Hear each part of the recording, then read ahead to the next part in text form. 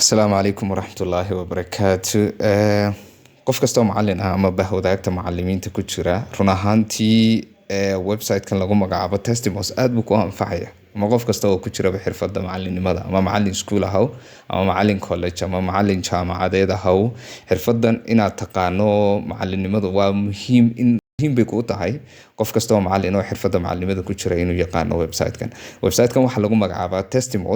Testimos wax kale maahan waa web application kaasoo kuu sahlaya inaad online imtixaamka aad ku qaadi karto weliba ardaydaada aad kaga qaadi karto online.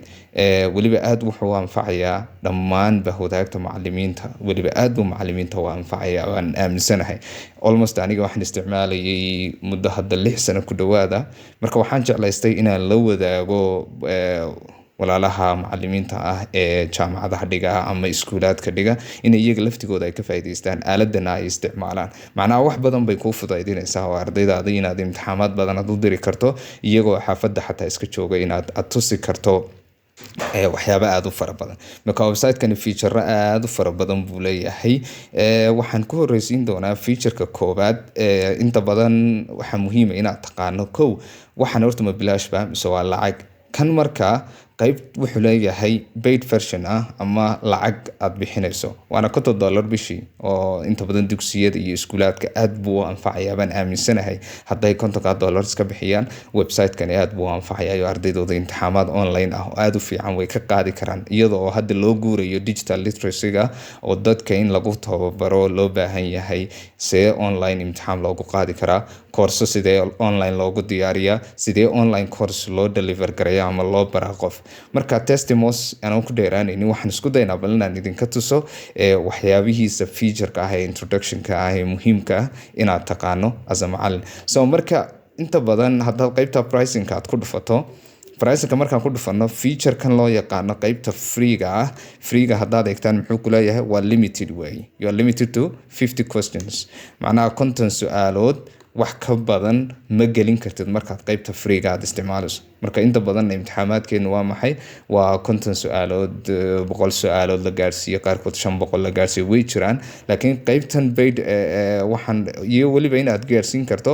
100 result. macnaha 100 result waa maxay? 100 arday baa ka shaqeyn karta 50 su'aalood halkii imtixaanaad ku diyaariso qaybta free-da ah. Laakiin markaad timaado qaybtan $50 bishii la bixinayo waa unlimited test iyo unlimited questions. 1000 su'aalood baad u diyaarin kartaa oo inta badan aad ku waxaysan kartaa. Marka waxaan kula talin lahaa in $50 aad iska isticmaashaan, laakiin aniga free-gu aad buu ii anfacay. Macnaha free-ga waa la isticmaali karaa. Idin ma lihi qaybta lacagta una aada. Waa iska dayn kartaan free-ga laakiin aad buu idin anfacaya. Marka qaybtan free-da ah haddaba sidee imtixaan loogu diyaariyaa baynu isla eegayna. Kow waxaad tegaysaa linkigan ay ku qoran tahay build a test ama button-kaasi cagaarka ah ee ay ku qoran tahay build a test. yaad ku dhufan markaad ku dhufato build a test kow waxa ku soo bixi doona testigaaga inaad magac u bixiso. Let's say for example hadda kor aniga qaaran isticmaalay baa jiray imika unit 4 let's say for example unit 4 social studies baan ku qortay macnaha unitka afraad baan rabaa social studies ka grade 8 ka inaan ardayda kaga qaado. Let's say for example waliba han raaciyo grade 8 social studies grade 8 unit 4 baan rabaa inaan kaga qaado ardayda imtixaan test ah kaasoon online ugu dirayo si ay taleefanadooda markay guriga tagaan ay uga soo shaqaystaan. Haddii iskuulku uu leeyahay lab computer ay jiraan oo computer desktop ay yaalaan halkaasaan ku xareyn karaa ardaydaasi chapter-kana online bay ku gali karaan iyadoo warqad iyo anan khad printer iyo waxa soo rafaada aan la gelin ayaan online ku access gareyn karna iyadoo waliba macalinka xataa sixidii iyo wixii oo dhan. Macnaha system-kani wuxuu ku saalay xataa in imtixaankii au ku saxo isagu. Marka labaad waxaad sameynaysaa choose password. Waanaad password u samaysato imtixaankaagan oo password aad ku xidhanayso. Let's say for example 1 2 3 4 baan anigu ka dhiganaya macnaha mid fudud oo aan xasuusan karo 1 2 3 4 baan ka dhiganaya. waa inaan idhaahdo markaa click ama create test baan ku dhufan. Marka create test uu idhaahdo wuxuu geyn doonaa qaybtan uu geyn doonaa stepka koowaad aad qaadaysaa waxaa weeye intaanad wax kalaba taaban linkiga adminka hadhow toliya maadaamaad imtixaamka aad ku saxayso linkiga adminka waa inaad meelaad ku save garaysataa ood meel soo dhigata. hadda lasay Google document baa ii furan imtixaamkana aan kusoo qoray oo raba inaan marka admin linkigu waxa weeye waa meesha aad ka eegi doonto ardaydaada testiga gashay imtixaamkooda imise su'aalo imise qof baa soo xareysay imtixaamkooda gashay imise keeneen arday waliinta uu keenay average-ku waa maxay macnaha dashboard dhammaystiran kani wey. marka linkiga waa inaad taqaano passwordkii aan markii soo gelinay ee ahaa maxay 1234 ka ahaa. marka passwordkiisana waa inaad ku hoos qorataa tiraado passwordkiisuna 1234 buu ahaa waa inaad tiro. weliba linka kale oo muhiimana uu soo socda marka dashboardiga uu soo yimaado qaybtooda waa maxaa lagu leeyahay intaanad step kala qaadin bookmark this page or write down. marka bookmark anigu ma rabo inaan iskaga save gareeyo qaybta yar baana laga bookmark gareysta oo browserkana aad ku save gareysan kartaa anigu laakiin ma rabo hadda linkigan gaar u dhigtay. adjust the setting baan tagi doonaa markaan dashboardkaan joogno hadda waa inaan descriptions wixii oo dhan aynu samayno adjust the dashboard setting. marka tan waa maxay waa name of the testiga introduction haddaad rabto inaad ugu darto ardaydaada waa maxay shuruudihii baad u sheegi kartaa in aan la ogolayn taleefanka inaad iska xidho kale so shut down your cell phone oo kale inaad ku qorto imtixaamka aad galaysaan waa waxa inaad tiraahdo marka iminka shut down haddii let's say for example now inaad tiraahdo cheating is not allowed. marka let's say for example cheating is not allowed inaan nidhaahno baa laga yaabaa macnaha waa as an introductory ardaygu markuu imtixaamka furo ayay intani usoo bixi doontaa iyo shuruudihii kale adigoo aad rabto as macallin ahaan haddii taleefon uusan ku galaynin oo uu desktop ku galayo taleefon lama ogola in lasoo qaato cheating lama ogola ardayga kugu xigay inaad la hadasho lama ogola macnaha waxyaabaha shuruudihii oo dhan ayaad u sheegi kartaa. stepka labaad waxa weeye color themeka macnaha waxa dooran testigaagu nooc mu eegaanaya ma noocan u eegaanayaa mise noocan baad rabtaa in page-ku u egaado mise nooca casaanka baad rabtaa mise huruud baad uga dhigaysaa. aniga inta badan tan blue and white kan jeclahay blue and white ka inta badan inaad uga dhigtahay waxay ka dhigaysaa mid professional testigaaga. marka inta laga yimaado waxaad aad iman doontaa qaybta question settings su'aalahaagan inaad settings aad u samayso oo maxay paginations oo kale pageska oo stepka koowaad muxuu ku leeyahay show all the test questions in one page. dhammaan macnaha su'aalaha aad ka qaadayso in hal meel ay kasoo macnaha su-aashii koowaad ilaa iyo 12 ama 13 oo kale inay hal page kasoo wada muuqdaan. tan labaadna waa maxay show one page at per item. inta badan maadaama uu testigan iyo online u yahay anigu inta badan waxaan prefer gareeyaa in ardayga aad tusto halkii page ba ay hal su'aal ka soo baxdo dan su'aashaasi mobilkiisa maadaama kaga shaqeynayo screen-kuna uu yar yahay laga yaabaa desktop-ka oo kale markuu isticmaalayo ama laptop-kiisa markuu isticmaalayo hal su'aal inaad imtixaanka la tuso halka su'aal uu kala doorto ka shaqeeyo kadibna uu dhaafo. marka ardayda haddana markaad su'aasha aad ku dhufato tiraado su'aal kaliya tusaya waa inaad option kale u sii diyaarso oo ah allow student to jump around in a different question. haddaanad rabin ardaydaadu inay su'aashii ay soo dhaafeen ay ku noqdaan tan waad ka saari kartaa only allow student to move forward macnaha ardaygu inuu hore unu socdo oo unu dib u soo noqnoqon karin imtixaankii. marka taasaan odhan karnaa oo ardaygu dee su-aashii uu kasii yimiday oo kale inuu dib ugu laaban karo oo tii inta ku noqda uu soo bedeli karo kasoo shaqeyn karo ama aad soo xasuustay oo kale all those things inaad u ogolaatana waa iska fiican tahay. haddii aanad rabin oo one time ay tahayna ardayguna soo laaban karin hal mar markuu dhaafana waad ka dhigi kartaa. laakiin inta badan waxa fiican in ardayga imtixaankii simplicitygiisa la ilaaliyo professionalka oo ardaygu kusoo laaban karo oo modification ku sameyn karo ama wax ka bedeli karo. marka stepka ka xiga waxa weeye after each question is answered indicate if the student's response was correct. macnaha ardaygan markastuu su-aasha ka shaqeeyo ma waxaad rabtaa inaad tusto answertii inay saxan tahay inay qaldan tahay. anigu ma recommend garayna marka waa in inta badan laga saaro laga daayiman aaminsanahay. display the correct answer ka inaad hoosta ugu soo qorto iyada laftigeedu maahan maadaama imtixaan laga qaadayo. show explanation in explanation aad tusto kale explanation is not needed as well. and then don't show anything, just move on the next question. waxba in la tuso ma aha ardaygu ha ka shaqeeyo ha dhaafo su-aasha. marka taasi waa inaad had iyo jeer check mark ay ku tahay tick waa inaad siiso. marka intaa la dhaafo other settings kale ku jirta waana talabaad ee ugu muhiimsan marka laga yimaado question settingska. markaad ka timaado one page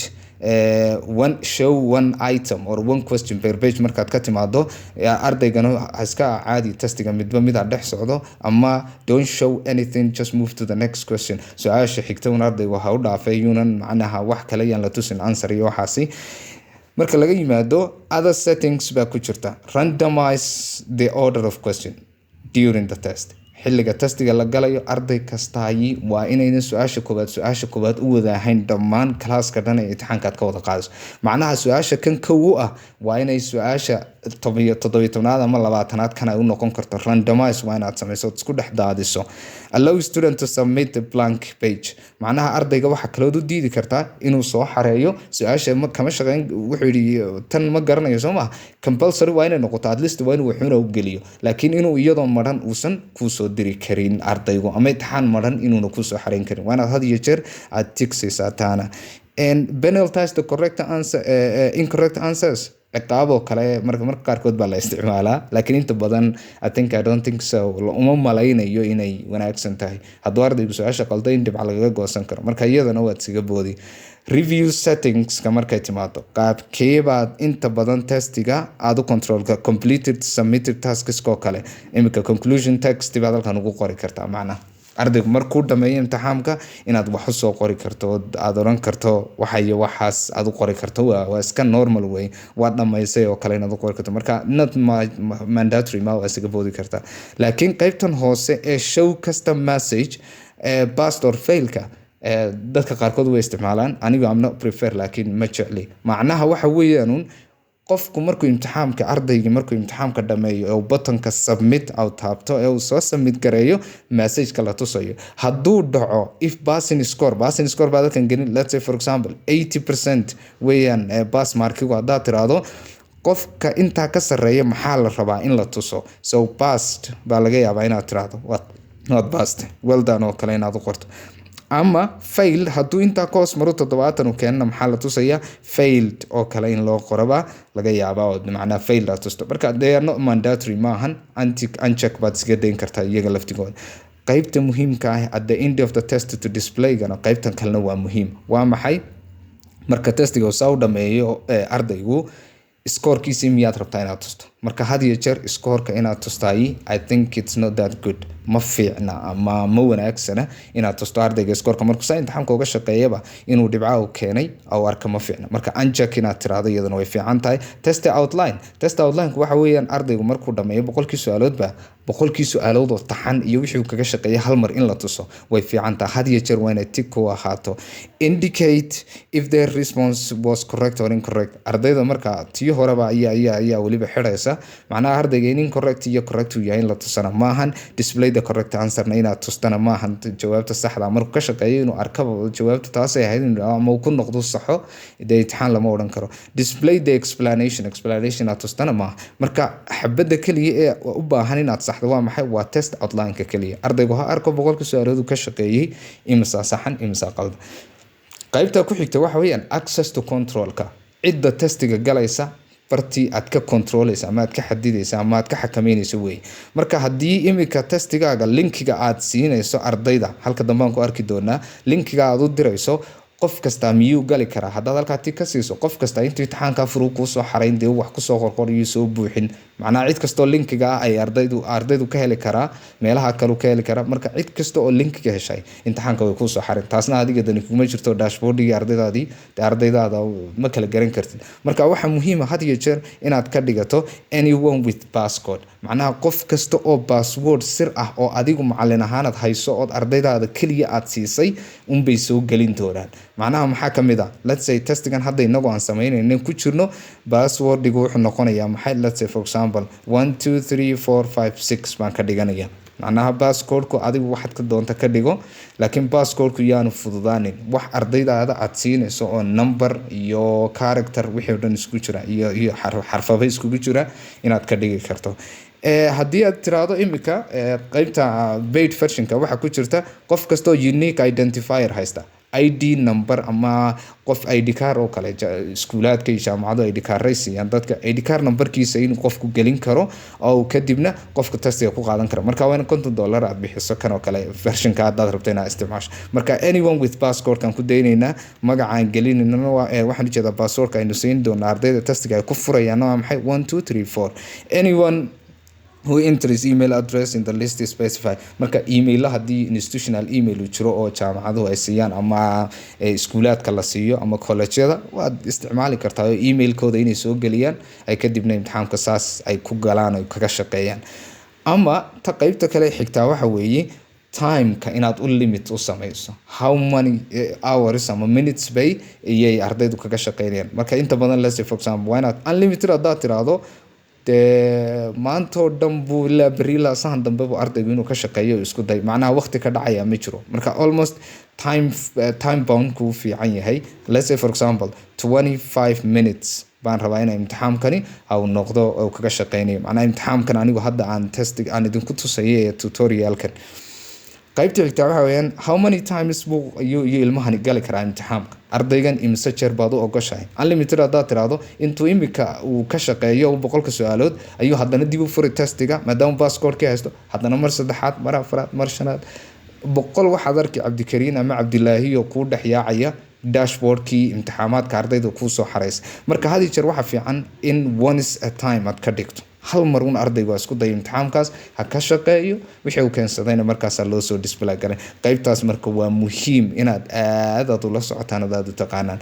qaybta xigta waxa weeye waa browse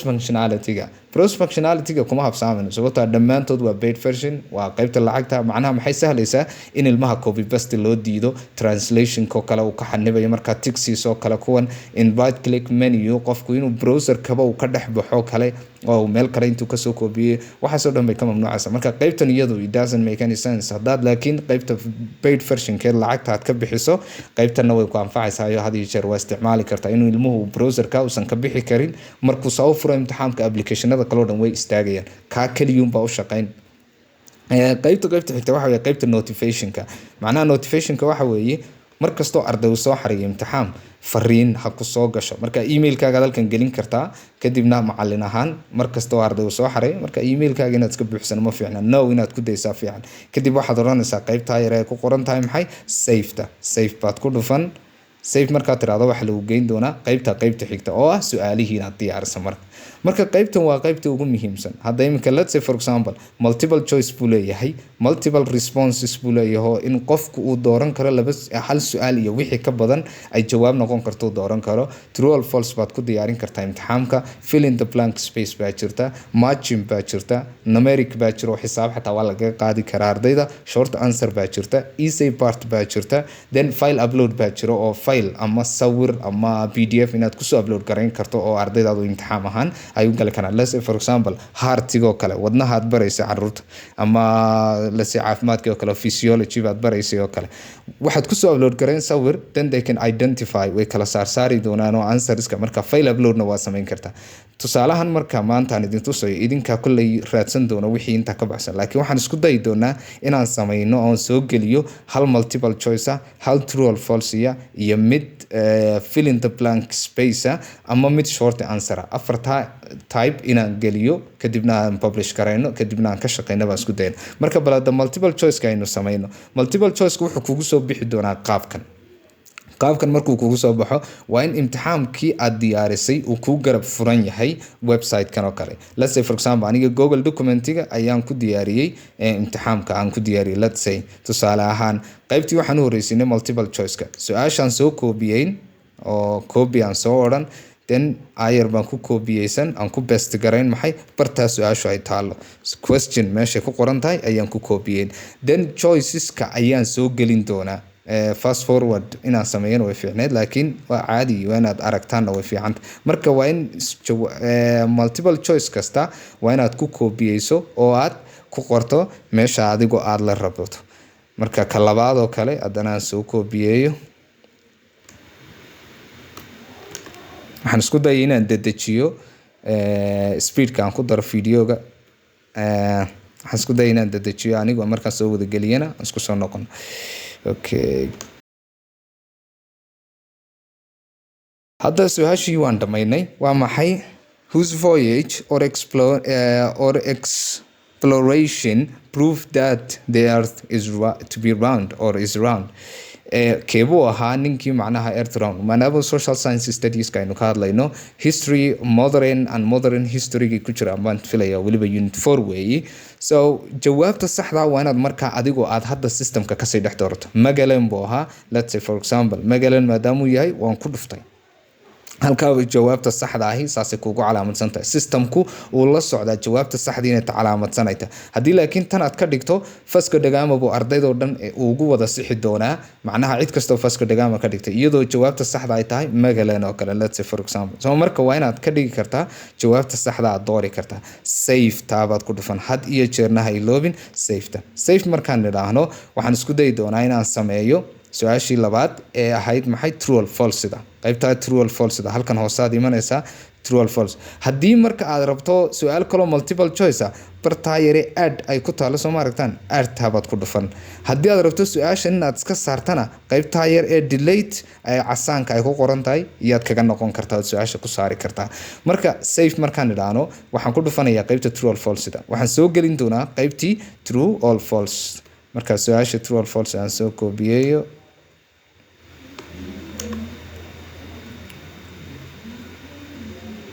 true or false aan soo koobiyeyn halkaasaan soo dhigi. Then true iyo false midkay ahayd jawaabta saxda ah. Let's say for example waa false weeye. The Portuguese ama captain-kii gaadhay Southern Tip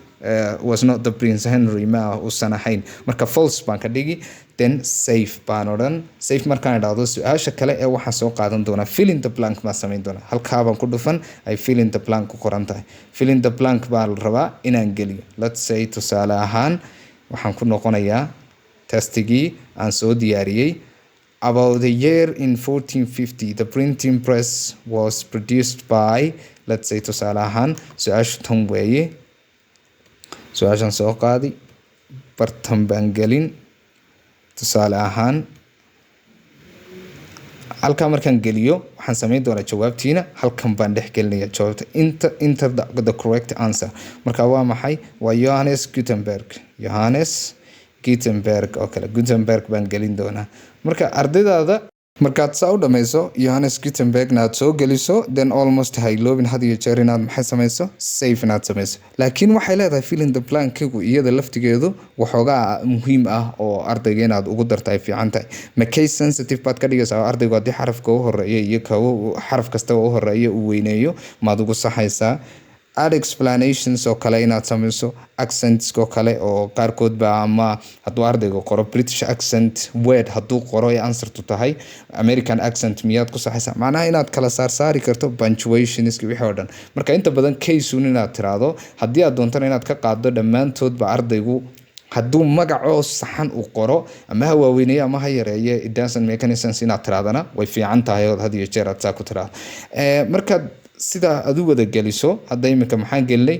hal su-aal ah oo multiple choice aan gelinay hal su-aal oo waxaan gelinay. let's say for example short answer baynu gelinaynaa. short answer-ka maxaad samaynaysaa su-aashii ayaad bartan gelin doontaa. markaan soo qaado hal su-aal short answer. marka iminka what were the consequences of the Second World War in terms of political aspect? haddaan rabo inaan weydiiyo ardayga su-aashaasi oo wixii uu ka fahmay then jawaabtan bartan ayaan ku best garayn. waxaan samayn karaa in ardaygu qaabkan inuu sharaxo ay muhiim tahay oo kale. let's say tusaale ahaan qaabkan aan u gelinaya saasaan ugu best garayn. best markaad ku tiraado aad saa u dhamayso safe baynu odhanaynaa. hadda imtixaankeena waxaan gelinay ilaa iyo 4 su-aalood oo muhiim ah oo 4 nooc imtixaanka waliba ugu muhiimsan ee online aad ku qaadi kartana isugu jira. marka waxaan tegayaa qaybtan hoose ay ku qoran tahay maxay second publish baan ku dhufanaya. halkaas oo maaragtaan menuga halka questionski waan dhameeyay publish baan ku dhufan. macnaha exam-kaygii baan publish garaynaya. marka halkan 2 shay 3 shay iyo 4 shay waad ka baran kartaa oo maxay ah preview the test inaad tiraado testigaaga aad adigu sii aragto intaanad ardayda u gudbin sida uu soo baxay. marka yuu ku furi doonaa imikoo kale qaabkan uu kugu soo bixi continue. marka imika let's say waa kan qaabkan kugu soo baxaya halka hoose hadaad eegtana maxaa ka soo baxaya timekii ardayda 25 daqiiqan markii ka dhignay baan filaya marka su'aalihii inay ka shaqeyn karaan oo ardaydii ay sidaas ay ku gali karaan imika su'aasha u soo horeysay su'aashii ka shaqeedayd baa u soo horeysay waxa laga yaabaa randomize maadaama nidhi ardayda kalena inay u soo baxdo maxay mid kale inay u soo baxdo maadaama hal shay unaynu nidhi ha u soo baxo hal su'aal markiiba ha u soo baxdaan nidhi marka qaabka aad u soo tijaabiso waxaad isku dayi doontaa oo kale inaad samayso qaybtan waad download garaysan kartaa imtixaankana diyaaris macnaha imtixaankana word halkaasaad ku dhufan kartaa ay ku qoran tahay PDF so isaga oo word ahna quizdii waa ay kusoo furmi hadda iminka markaan furo quizdii aad diyaarsatay oo word ah oo sideedii baad download garaysan kartaa waa kan hadda iyadii oo word ah cheating is not allowed within gelinay instruction card su'aashii koowaad multiple choice watan su'aashii false type su'aashii fill in the blank ahayd iyo true or false waa kuwan imtixaankana waad print garaysan kartaa isagoo soft copy-na waa isticmaali kartaa so taasna waa mid way ta u dambaysa marka muhiimka waxa weeye inaad taabato halkan ay ku qoran tahay publish macnaha halkan kale waxaad samayn kartaa imika export printing oo kale inaad answertiin aad soo raacsan karto mararka qaarkood oo tiraahdo iyadoo answerta ay ku daabacan tahay iyo print kare taa iyada macalinka ku saas marka publish baynu ku dhufanayna publish markaad ku dhufato imtixaankaagii waa live hadda laakiin siduu live ku yahay waa inaad linkiga iyo passwordka aad meel ku save garaysato linkigaasi iyo passwordkaasi waa muhiim wey so test linkigan iyo passwordkan baad soo qaadan meel gaara ayaa aad dhigan doontaa so copy baan soo oran copy the link waxaan ku paste garaysan doonaa bartii aan ugu talagalay waa inaad kaydsato hadda testing adminkeeni waa kaasi testigii linkigiisiina waan wadanaa hadda linkigii testiguna waa kan passwordkana maxaynu ka dhignay 1 2 3 4 5 6 arday kastoo passwordka haystay testigan uu ka shaqeyn karaa way halka kan ay tahay maxay adminka ta guud ee imtixaamaadka markii ay soo xareeyeen ardaydeenu aan ku saxayno dhibcaha ku tusayno aynu ardayda average-kooda ku ogaan wixii dhan way marka aynu ku laabano testiga si aan u sii wadano marka qaybtaasi waa maxay waa qaybta publicationka markaad publish aad tiraahdo available online weeyaan soo ma marka halkan aad iman kartaa current status waa maxay imtixaamkaas hadda uu furan yahay ma he schedule baad u samayn kartaayo ardaydu waxa inta badan paid version maadaama ay tahay waad samayn kartaa schedule xilligaas ay gali karaan baad oran kartaa closed baad ka dhigi kartaa imtixaamka hadda wuu ii xidhnaanayaa baad oran kartaa markii la gaaro termka ayaan ka qaadayaa baad oran kartaa ama choose date baad oran kartaa date gaar aad u samayn kartaa laakiin inaga maadaama free version aan isticmaalayno waa open imtixaamkeenu marka hadda qaybtan waxa la yiraahdaa iyadana maxay results baa la yiraahdaa saasoo ku publish garaysan qaybtan resultiga waa qaybta ardayda imtixaankoodu ku soo gali doono average ka halkan aad ka arki doontaa average time ka halkan aad ka responses kan halkan aad ka arki imisa qof baa soo xaraysay imtixaankan histogram yarna uu kugu tusi doonaa inta badan export excel ahaana waad ku export garaysan kartaa marka bal aynu isku dayno intaynu browser kale ku furo testiga iyaan 2 ilaa 3 imtixaaman ka shaqeyn kadib baynu isku soo laabanayno eegi doonaa testiga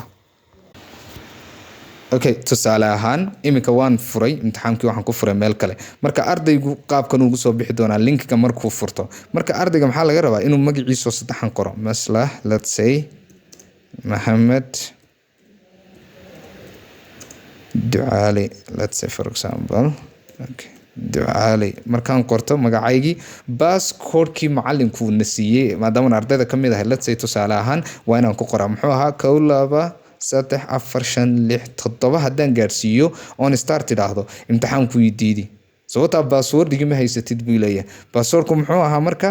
1 2 3 4 5 6 7 soomayn marka aan halkan ku dib ugu laabto muxuu ahaa 1 2 3 ilaa 6 buu ku joogaa bay ka dhigan tahay marka waa inaan imtixaankii dib ugu laabto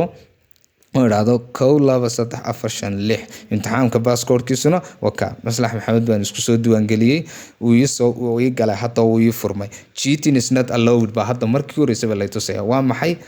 qish lama ogola ayaa let's say adigu instruction kale inaad u raacsaa laga yaabaa macallin ahaan oo waxa sameeya tira continue baan ku dhufanaya continue markaan ku dhufto answerta koowaad baa ii soo baxaysa waa maxay about the printing press Gutenberg maadaama uu yahay let's say Gutenberg kaliya iskaga qori submit baan idhi imika markaan submit idhaahdo su'aashii labaad buu ii geynaya time-kaygina halkan buu socdaa ardayga ku socday hadda 24 daqiiqo ayaa ii hadhay macnaha whose voyage let's say tusaale ahaan Magellan baan ka dhigay submit baan idhi kan oo kale let's say false baan iska idhi waan ku dhuftay testiga World War II qorba laygu yidhi consequenceski in terms of political aspectigi marka la yidhaahdo let's say global superpower kii oo dhan ba isbedelay baan odhan karaa let's say new global superpower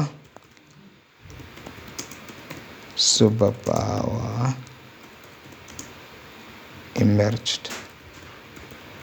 global superpower cusub baa yimiday finish baan odhanaya testiga maxaan ku dhufan finish baan ku dhufan hadda marka ardaygan lagu magacaabo Maslax Maxamed Ducaale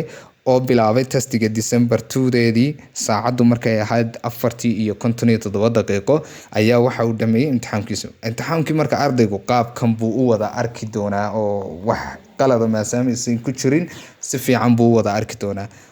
logout baan marka iska odhan logout markaan idhaahdo hadda ardayga saas imtixaankii igu soo xaray waxaan tagayaa oo aan dul tagi doonaa qaybtaydii aniga testiga imika let's say tusaale ahaan resultskan tagi resultiga testigii imika tusaale ahaan anigii browserkii waan ka baxayba macnaha qaabkan oo kale uu yahay waa inaan soo qaato linkigaygii anigu aan lahaa ee adminka ahaa kan waa inaan soo qaato oo aan furo kan markaan soo qaado ee aan browserka ku furto let's say tusaale ahaan aan ku furo waxay weydiin doonaa passwordkana waad haysataa laakiin aniga maadaama hal browser aan kusii isticmaalayo waa sax wey marka halkan aan imaado waa adjust wixii oo dhan view resultskana waan ku dhufan karaa resultska halkaana waan ku dhufan karaa let's say tusaale ahaan view results baan ku dhuftay ardayda ayaa soo xareeyay imika Maslax Maxamed Ducaale soo xareeyay 67 uu keenay saddexdii su'aalood ee aan ka qaaday laba su'aalood buu macnaha gartay bay ka dhigan tahay su'aasha u dambaysa haddaad eegtaan maxaa saaran calaamad su'aal baa saaran waa su'aashay wey waa su'aashi ka shaqeeda ahayd wey marka ka shaqeeda sidii ugu saxaysa ardaygii waxaad ku dhufan doontaa calaamad su'aasha korkeeda aad ku dhufan markaad sidan aad u timaado ayaad eegi doontaa ardaygu answerta uu qoray awaiting score buu kuleeyahay maaragta score buu sugayaa new global superpower emerged de waa run waa sax baan odhan karaa then inta markiyan uga qabanayo ayaan ku siin let's say 4 baan uga qabanayo su'aashan save changes baan odhan markaan save changes idhaahdo ardaygaasi sidaas ayuu ugu saxnaanaysaa let's say tusaale ahaan inta the number between 0 and 1 okay 1 baaban ka dhigay su'aashaasi uu gartay baan idhi ardaygaasi hal dhibic buu ku helay safe markaan idhaahdo waxa la igu noqon hadda calaamad su'aashii waa laga qaaday hal su'aalun buu ardaygani uu garan waayay bay ka dhiganta haddaad eegtaan imika histogram baa la ii sameeyay average totalka ardaydeedu waa maxay 75 wey maadaama hal qof soo galay laakiin haddii dhowr qof ay noqdaan average-na waad arki doontaa timeka uu galayna halkan aad ku arki kartaa ardaygan haddaad rabto inaad inta su'aaloodu qalday iyo wuxuu saxay aad gashana isaga magaciisa aad ku duldhufan waxa ku soo bixi doona maxay testigiisa oo dhameystiran Maslax Maxamed oo xilligaas soo galay imtixaanka waa kuwan su'aalihiisa oo dhameystiran qaabkaas aad markaad uga faa'iideysan kartaan run ahaantii testimos waan idinkula talinayaa in macallimiinta iskuulaadka iyo waliba maamula markuu yahay inuu u iibiyo softwarekan macallimiintiisa oo kabeydka ah inta badan ay imtixaamaadka ay ku diyaarsadaan ardaydana ay kaga qaadaani way ficnaan $50 bishii wax lacaga ma ahan marka laga hadlayo institution dhan oo intaas oo milyan soo saaraya markaad maamulaysaan ama aad maamulayaal ka tihiin iskuulaadka aad bay idin anfacaysaa haddii systemkan idinkoo kale aad dhisan kartaan oo aad software developers aad shaqaalaysiisan kartaanna kaba si fiican laakiin systemkan waa system aad buu fiican yahay run ahaantii waa idinkula talinayaa wassalaamu calaykum waraxmatullaahi wabarakaatuh